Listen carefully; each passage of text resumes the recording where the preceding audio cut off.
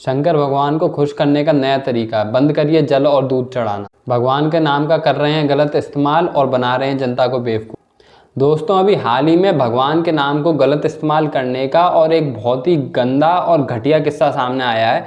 हुआ क्या कि दिल्ली में 2 युवक शराब के नशे में धुत मंदिर में जाते हैं और वहाँ जाकर के अगरबत्तियाँ मांगते हैं। उनमें से शराब की महक आ रही होती है, इसलिए वहाँ की औरतें उन्हें अगरबत्तियाँ नहीं देती हैं।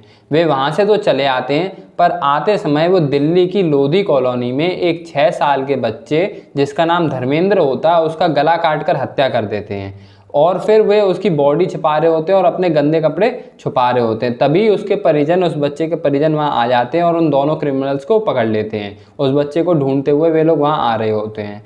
अब होता क्या है, जब पुलिस उन क्रिमिनल्स से दोनों से पूछती है कि तुम लोगों ने ऐसा क्यों किया, तो उनका जवाब क्या आता है, वे लोग ये कहते हैं कि हमने ये भगवान शंकर को खुश करने के लिए किया, क्योंकि भगवान शंकर ने हमें सपने में कहा था आकर के कि अगर हमें खुश करना है तो तुम्हें किसी बच्चे की बलि चढ़ानी होगी, इसलिए हमने ये सब किया।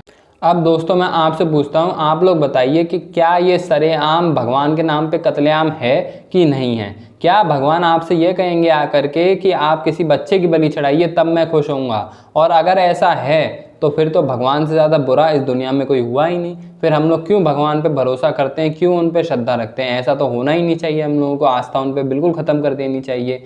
ये सरासर झूठ है, ये सरासर भगवान के नाम का गलत इस्तेमाल किया जा रहा है। और जब तक ऐसे लोग जो भगवान के नाम पर कांड, लोगों को लूटते हैं, फ्रॉड करते हैं, उनके नाम का गलत इस्तेमाल करते हैं, जब तक ऐसे लोग हमारे इस देश में हैं तब तक हमारा धर्म भी खतरे में और हमारे भगवान भी खतरे में। इसलिए ऐसे लोगों को क्या सज़ा होनी चाहिए, आप कमेंट सेक्शन में कमेंट करके बताइए। और मेरा जो अगला वीडियो आने वाला है वो बहुत ही इंपॉर्टेंट होगा। वो होगा अंधविश्वास और विश्वास पे, कि भगवान पे हमें कितना विश्वास रखना चाहिए और क्या अंधविश्वास का मतलब होता है। तो अगर आप लोग जानने के लिए इच्छुक हैं तो वो भी कमेंट सेक्शन में बताइएगा और चैनल के साथ बने रहिए। और इन लोगों को क्या सज़ा मिलनी चाहिए ज़्यादा से ज़्यादा कमेंट करके बताइए और अब हम लोग उसको आगे बढ़ाएंगे।